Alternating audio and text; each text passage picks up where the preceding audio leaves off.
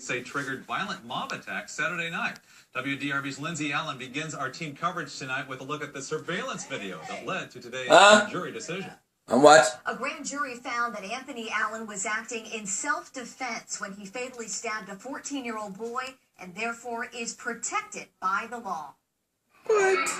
Surveillance video from inside this TARC bus the night of March 16th is what Police Chief Steve Conrad calls the true story of what happened. Police got a look at the video just a few days ago and turned it over to the Commonwealth's Attorney's Office. The grand jury was presented the case today. Our comments to the grand jury were that this would be a very difficult case to prove. The video captures the moment Anthony Allen gets on the bus. Then you see 14-year-old McQuell Offit wearing the gray sweatshirt get on board with a group of friends.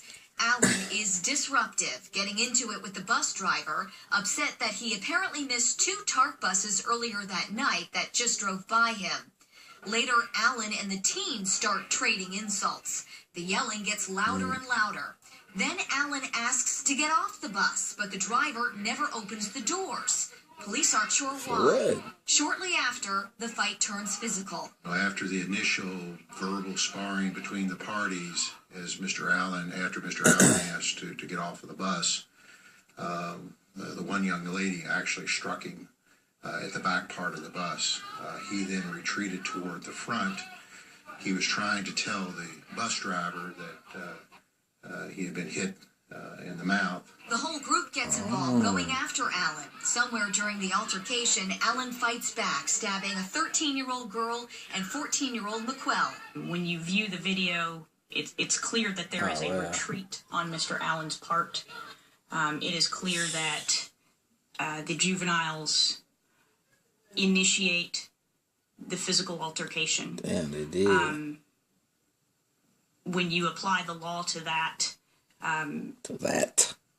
this is what you get. The law is called the Castle Doctrine in Kentucky. The law does allow the use of force, including the use of deadly force, to protect your life. The grand jury was given the option I'm of licensed. I know it now. Like murder, but was also everybody's given the getting option blown. of indicting him on lesser charges if they saw fit. The grand jury decided to return no true bill of indictment, so Allen was released from jail. Community activist Christopher Tueck spoke with McQuell's family after learning the jury's decision. And I know I feel that McQuell deserves justice. The law is not going to provide it because of what that videotape shows. Damn. And that's not a sellout statement.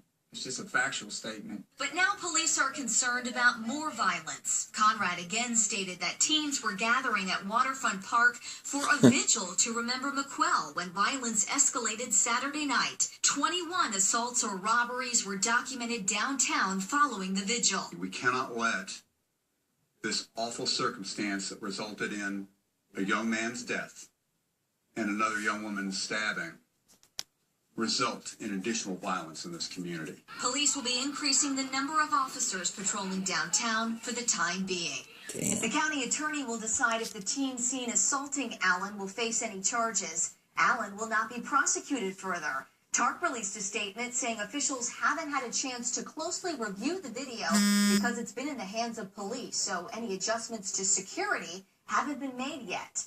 Lindsay Allen, WDRB News. Following today's grand jury